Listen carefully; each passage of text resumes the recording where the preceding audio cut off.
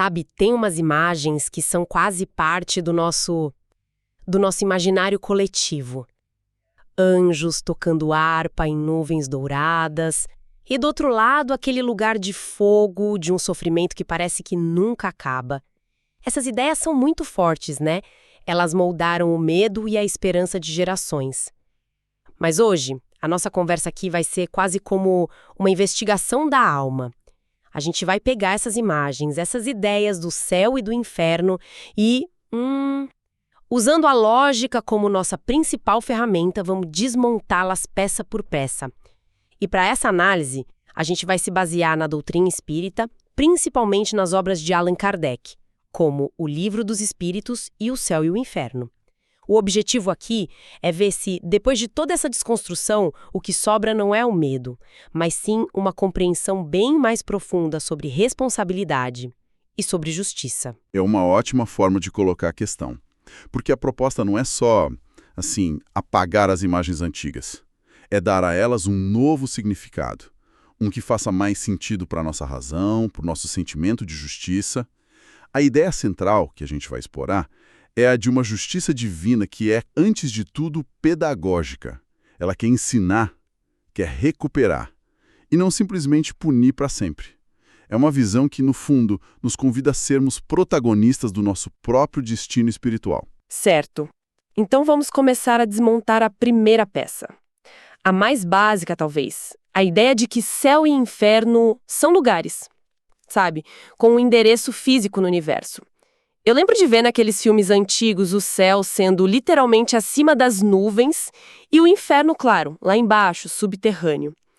Em O Livro dos Espíritos, na questão 1012, Kardec vai direto nesse ponto. Ele pergunta: existe um lugar específico no universo para as penas e os prazeres dos espíritos? E a resposta dos espíritos já muda todo o mapa. Eles dizem basicamente que as dores e as alegrias dependem do grau de perfeição de cada um.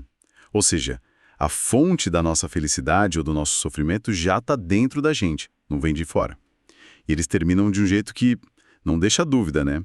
Eles dizem que não existe nenhum lugar fechado ou delimitado no universo, especialmente para uma coisa ou para outra. Isso é revolucionário. Totalmente. Porque tira o céu e o inferno do campo da geografia e coloca no campo da psicologia. Da consciência. Faz todo sentido, principalmente hoje em dia. Com telescópios como o James Webb mostrando galáxias a bilhões de anos-luz, a ideia de um céu físico logo aqui em cima fica insustentável. Exato. A própria obra O Céu e o Inferno faz uma análise da palavra que é fascinante. Mostra que céu vem do latim calum, que por sua vez vem do grego koelos, que significa oco ou côncavo. Ah, que interessante. O termo nasceu da observação visual da abóbada celeste. Ou seja, a linguagem reflete o limite do conhecimento da época. Conforme a ciência avançou e mostrou que aquele oco era o espaço infinito, a interpretação literal perdeu sentido. Aí o Espiritismo propõe que a gente use essas palavras como o que elas realmente são: alegorias, figuras de linguagem poderosas para descrever estados internos. Espera aí. Se não são lugares, a pergunta óbvia é: onde eles estão, então? E a resposta que a doutrina sugere é, ao mesmo tempo, muito simples e meio vertiginosa. Que nós carregamos nosso próprio céu ou inferno dentro de nós.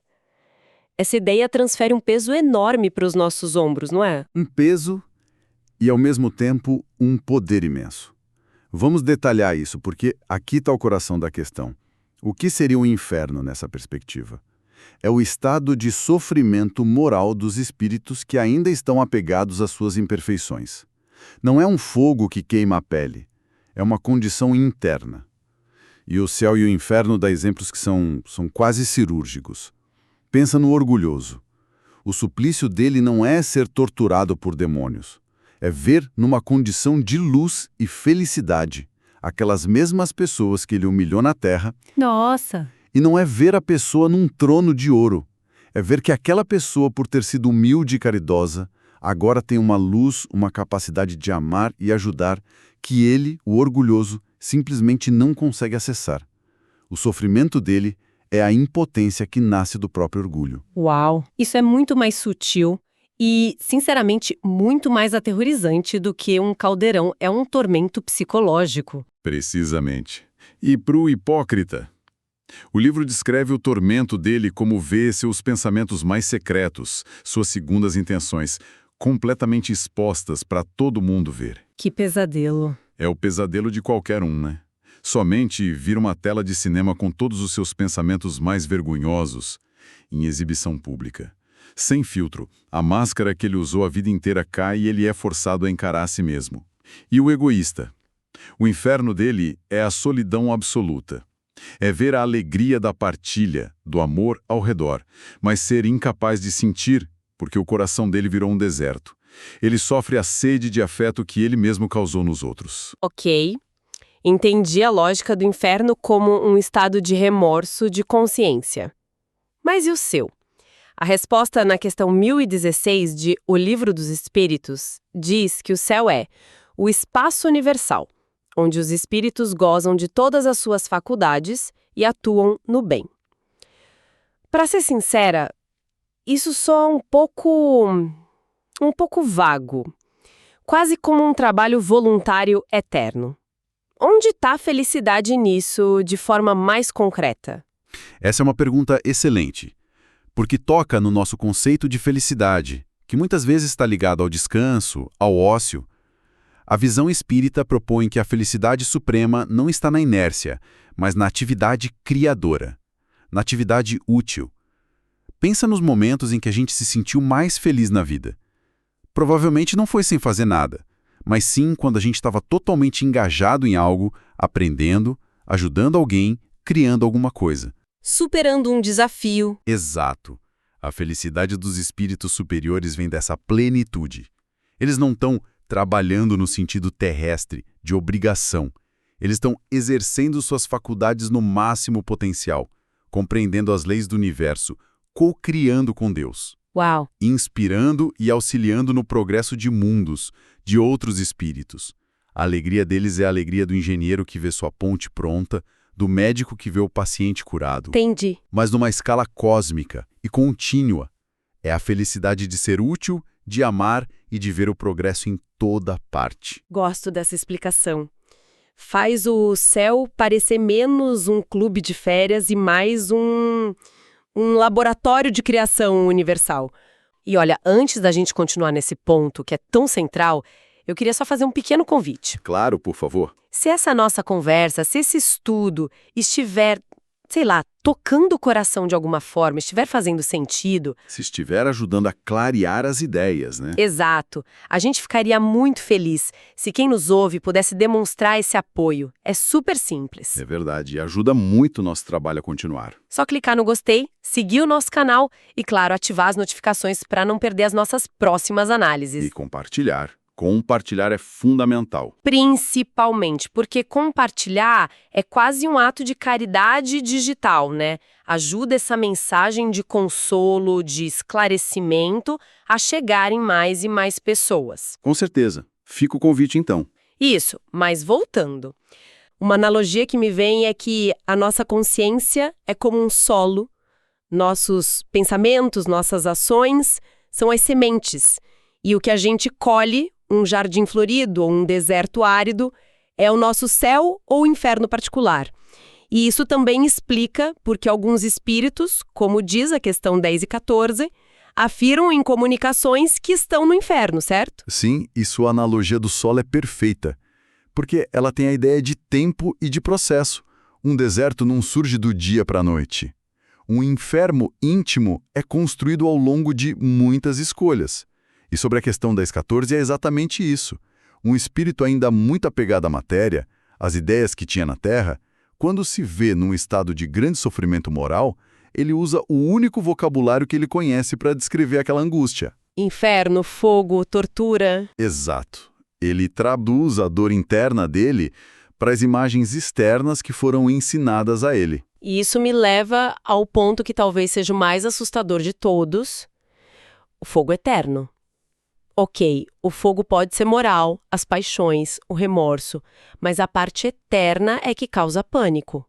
Como uma doutrina que se diz baseada na lógica e na bondade de Deus lida com a ideia de uma punição infinita por um erro finito. Isso parece matematicamente injusto. Você tocou no ponto nevrálgico. E a resposta da doutrina é talvez a sua mensagem mais consoladora. As penas não são eternas. A própria ideia de condenação eterna é vista como uma blasfêmia contra a perfeição de Deus. Forte isso. A lógica apresentada em O Céu e o Inferno é irrefutável. Se Deus é infinitamente bom, justo e sábio, como ele poderia criar um ser, sabendo de antemão que esse ser poderia falhar e ser condenado a um sofrimento sem fim? E isso faria de Deus um criador cruel, imprudente, o que é uma contradição. Seria como um pai que deixa o filho se queimar para sempre por ter desobedecido uma vez. Não faz sentido. Então, o que determina a duração do sofrimento de um espírito? Se não é uma sentença divina? A vontade do próprio espírito. A duração da pena está sempre subordinada ao arrependimento, à reparação e à melhora. A porta da reabilitação nunca, jamais, está fechada. A doutrina diz que, se um espírito por orgulho, por teimosia, decidisse nunca se arrepender, a pena se tornaria eterna para ele. Ah, entendi. Mas não por uma sentença de Deus, e sim por sua própria escolha contínua. A responsabilidade é sempre dele. Em O Céu e o Inferno, Kardec cita o profeta Ezequiel um princípio que resume tudo. Deus não quer a morte do pecador, mas que ele se converte viva. A justiça divina não é punitiva, é corretiva. E a grande ferramenta para essa correção, para essa nova chance, é a reencarnação. Nossa, então a justiça divina, nessa visão, não é um juiz de martelo na mão. É mais como um professor que entrega a prova corrigida e diz: olha, aqui estão seus erros, vamos estudar juntos para a prova de recuperação que vai ser sua próxima vida.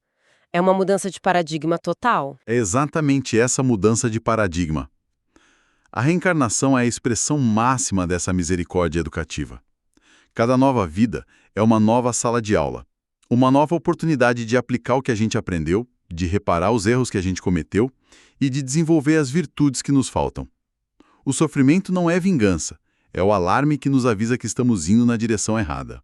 Se o sofrimento é sempre temporário e educativo, isso soa muito parecido com a ideia de um purgatório. Só que, em vez de ser uma sala de espera cósmica, parece que a gente está vivendo nele agora mesmo. É essa a ideia? Você fez a conexão perfeita.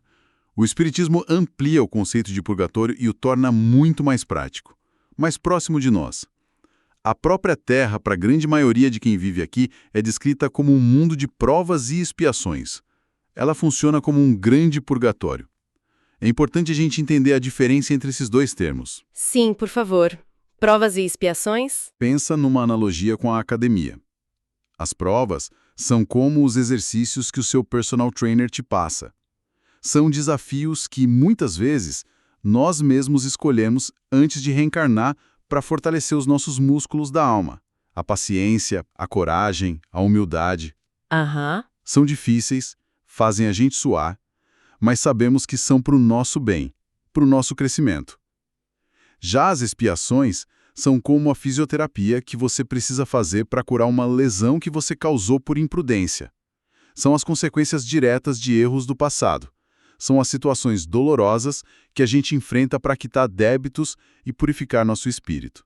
Então, as dificuldades da vida, uma doença, uma dificuldade financeira, um relacionamento complicado, podem ser tanto provas para nos fortalecer, quanto expiações para nos corrigir. Exatamente.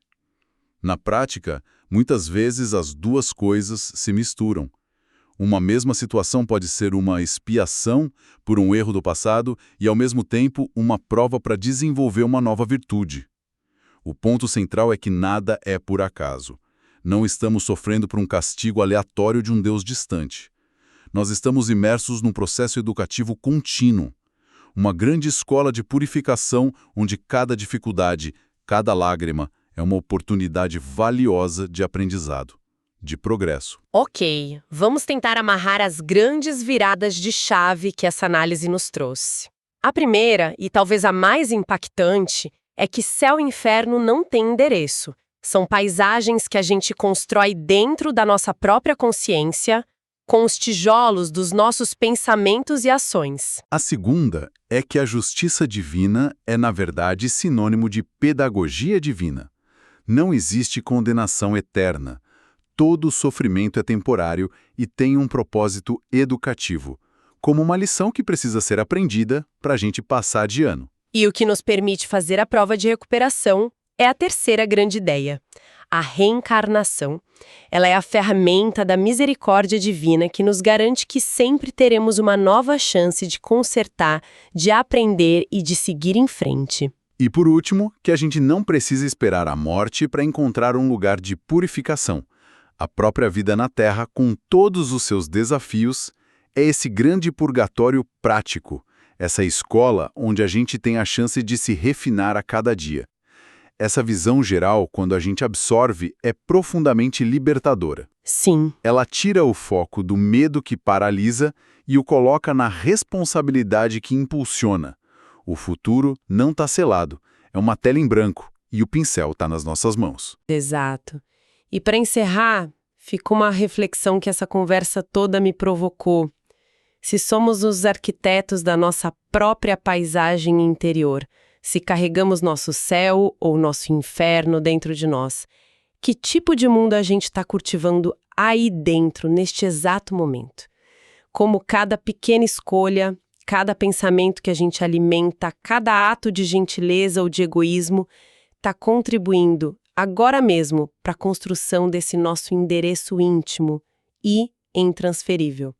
Deixem suas perguntas e pensamentos nos comentários. Eles são um material precioso para futuras conversas e para os episódios de perguntas e respostas que estamos planejando. Com certeza.